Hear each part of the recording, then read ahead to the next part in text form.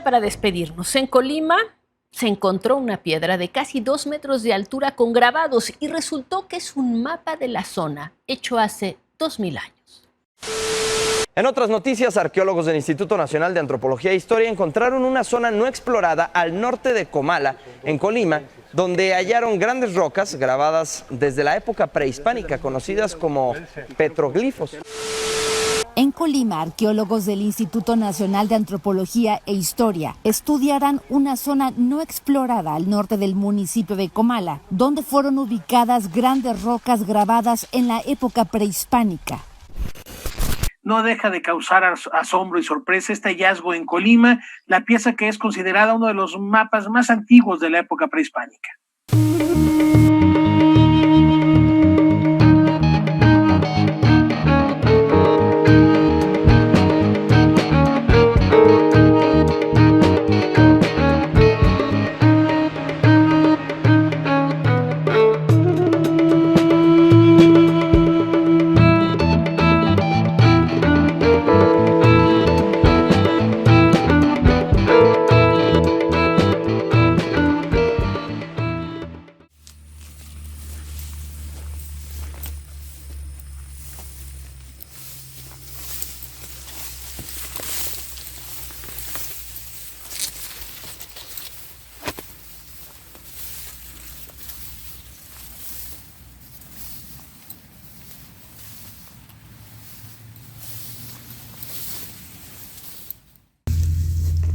Bueno, estamos aquí en la piedra de Cofradía y un poco para platicar de mi punto de vista desde la arqueología de este tipo de elementos.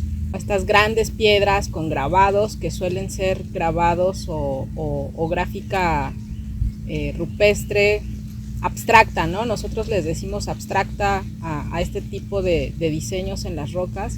No están plasmándose figuras específicas, sino por lo regular vemos líneas ondulantes asociadas con puntos o con pocitos. En algunos casos llegan a tener oquedades mucho más profundas que le solemos llamar cazoletas o morteros, y que además de todo los asociamos sobre todo a espacios donde suele haber enterramientos, ¿no? Áreas de cementerio o los llamados panteones. El caso particular de este elemento, digamos, sí se distingue de muchas de todas estas otras piedras que solemos encontrar. Primero por el grabado tan profuso que tiene en esta cara, ¿no? Que es su cara que da más o menos hacia el lado este. Por las dimensiones que tiene, a mí me parece que es poco probable que haya sido removida a lo largo de los años. Y a mí me parece que es un elemento que conserva su posición original en el paisaje, ¿no? Entonces, pues de alguna forma eso también nos inclina a pensar y a estudiar los grabados o toda la gráfica que tienen, también desde el punto de vista de sus relaciones con el paisaje, ¿no? Por eso es importante a veces atender qué lados están grabados, qué tipo de diseños presentan, si en todas las caras de la piedra estamos hallando esto, y si no, pues también de alguna forma el que nosotros encontremos solo una de las caras grabadas, pues también es indicativo de algo, ¿no? Entonces, en el caso de este en particular, lo que vemos es que este grabado tan profuso y tan de alguna manera intrincado está expuesto solamente en el panel lateral del lado oeste. Digamos, no hay un diseño específico que pueda estarse plasmando. A simple vista, en realidad lo que estamos observando son líneas ondulantes, más o menos ahí cruzándose, interconectadas. Por ahí algunos pequeños puntos que parecen estar como iniciando la oquedad o haciendo pocitos. Digamos, lo que sí me llama la atención en el momento de analizar ya más a fondo la forma en la que debieron haberse realizado o llevado a cabo estos diseños, pues me doy cuenta que sí hay como diversos tipos de grabado. De entrada hay unos que parecen haber sido como picoteados, y luego hay otros que sí parecen haber estado pulidos, que seguramente primero hicieron la forma al picotear y después hay una intención de pulido, ¿no? Y en ese sentido observamos líneas que son mucho más profundas que otras que son un poco más superficiales y que digamos el diseño en la piedra tiende a estar más o menos suavizado, y otras que en realidad sí tienen como una entrada en cuña, ¿no? del tipo de oquedades. En ese sentido, yo lo que aprecio, una línea más o menos central, digamos, es la de mayor visibilidad, y eso está relacionado con que es la que se grabó de forma más profunda, ¿no? O sea, está mucho más adentro de toda la piedra, resalta por su profundidad en la roca, pero también por el ancho. Y visualmente también evoca, ¿no? La captura la mirada.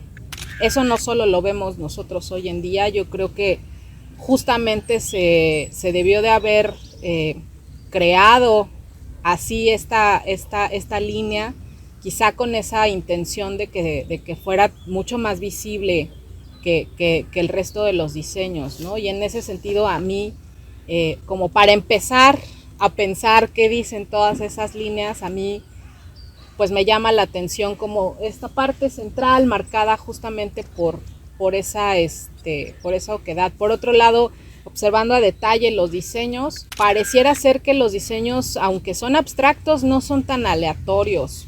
Yo tengo la impresión de que hay por ahí por lo menos un eje de simetría en el centro de la piedra, en donde de un lado y del otro estamos observando más o menos los mismos diseños.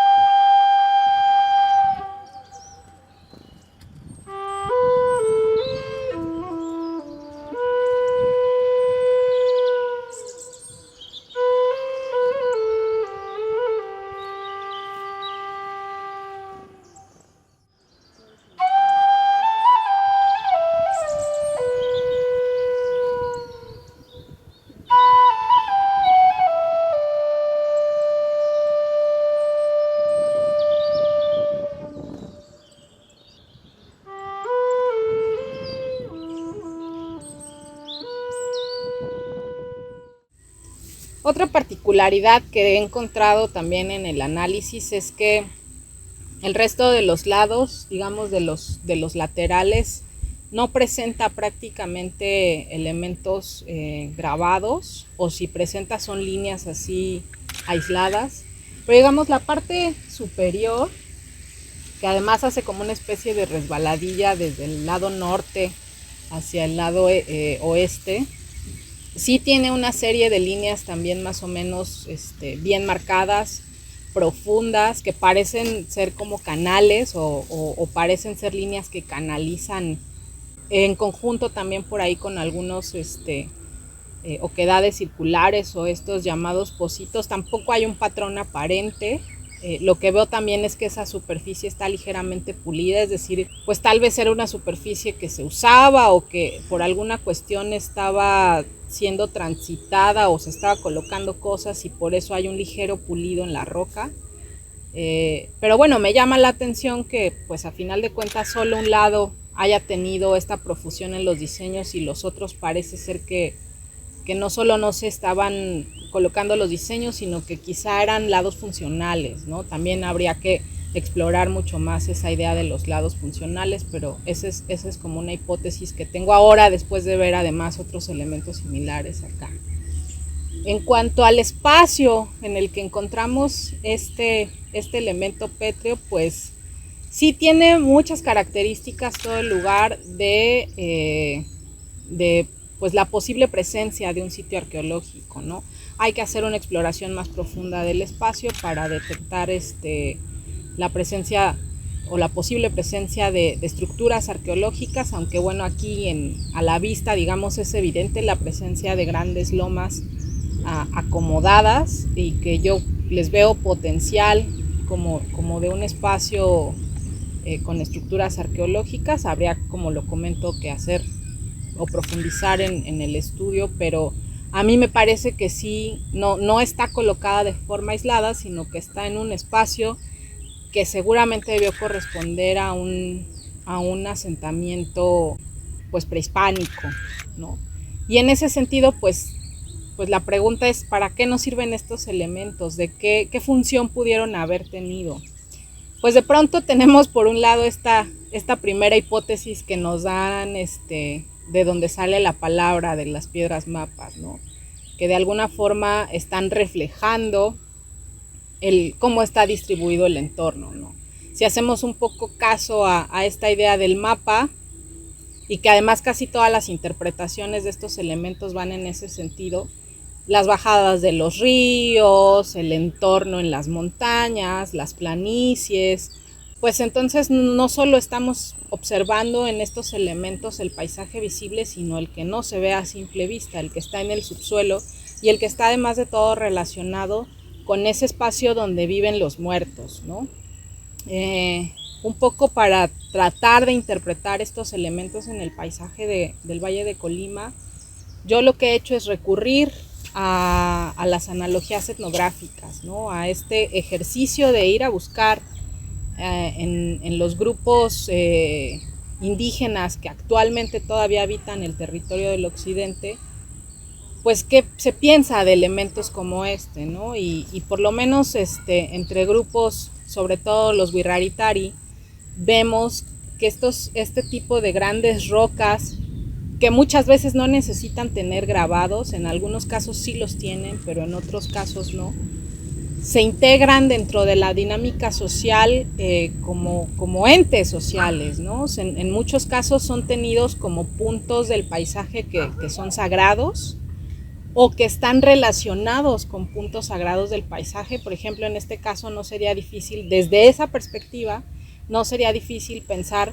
que hay una relación directa entre esta gran roca y el volcán, por ejemplo, ¿no? Porque además lo tenemos de fondo y pues pareciera ser además que hay una intencionalidad de que la punta de esta roca pues sí se oriente, digamos, en un sentido sobre todo visual hacia el volcán, ¿no? Y desde esta ontología o desde esta configuración del mundo que tienen grupos como los Wirrárikas, pues lo que vemos es que elementos como van a ser puntos de interconexión entre su entorno local y los grandes espacios en el paisaje sagrado, ¿no? Desde otros aspectos también se ha llegado a decir que pueden ser ancestros petrificados, ¿no? O sea, algunos ancestros que se quedaron convertidos en piedras, ¿no? Y al final de cuentas siguen siendo estos seres que sirven para tener una interacción entre digamos el aquí y ahora y otros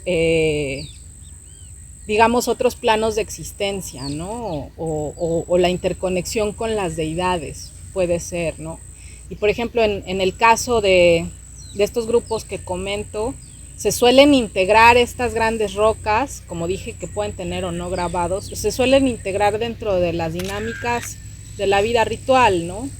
Se les traen algún tipo de ofrendas, se suelen hacer en su alrededor también algún tipo de ceremonias que implican música, que implica baile, ¿no? Creo que en ese sentido es muy sui generis, pero lo que sí es importante decir es que están integrados dentro de la vida ritual, ¿no? de los eventos rituales que se suceden a lo largo del año.